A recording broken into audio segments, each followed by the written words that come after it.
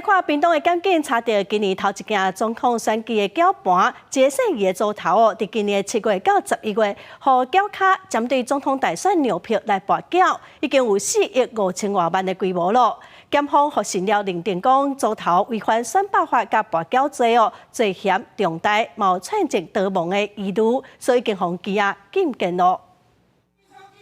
总统甲立委选举只剩个外月，第二个当候选人无用走行程邮票的时，检警伫当地乡查到屏东今年头一件总统选举插缴，测试调查几位借缴卡收缴本的嫌疑人了后，追查证据抓到姓吴组头。余姓被告涉嫌违反总统、副总统选举罢免法第88条之一第4项、刑法第268条，意图营利、聚众赌博罪嫌。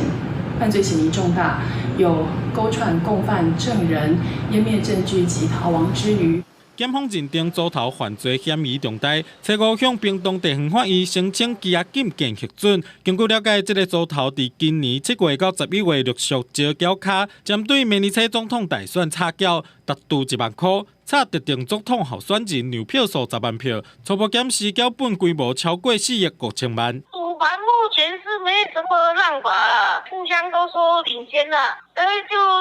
1比1啊，目前像50万票吧，到底会